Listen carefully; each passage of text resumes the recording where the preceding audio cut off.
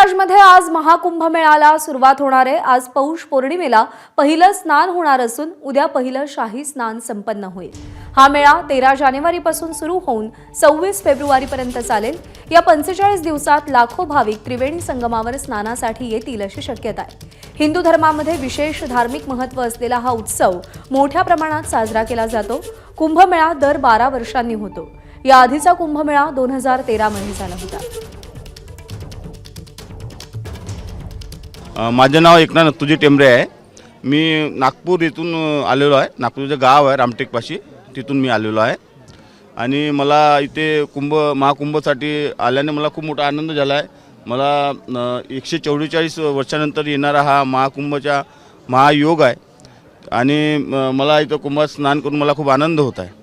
इथे अलाहाबादला म्हणजे याच्या अगोदर आलो होतो, पण प्रयागराजला 12 वर्षा अगोदर ती व्यवस्था आणि व्यवस्था खूप फरक आहे, खूप अंतर आहे। याच्यात सगळं श्रेय मोदीजी आणि योगीजींना जाते आणि इथं आल्यावर आपला सनातन असल्याचा अभिमान वाटतो।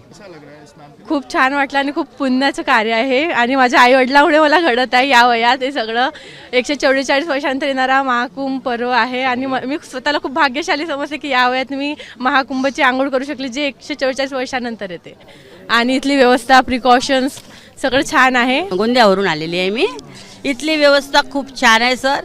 आम्ही कालच दुपारला आलो इथे 3:30ला, त्यानंतर 7ला इथे फिरायला आलो।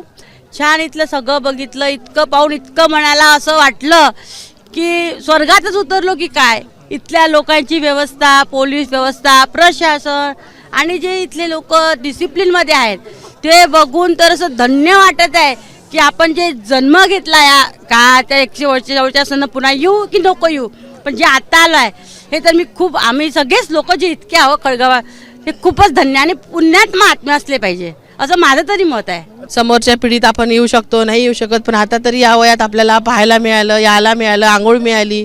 खरोखर आपण कसं पुण्यवान लोक आहे की नाही। तुमचं पण सहकार्य चांगलं, आम्ही पण सगळे बहीण भावासारखे वागतात तिथे प्रेमाने, काही गंदगी नाही, काही नाही, कामाला काही त्रास नाही झाला। छान व्यवस्थित आलो आम्ही, रात्री पण आलो, आता पण आलो। एबीपी माझा, उघडा डोळे बघा नीट।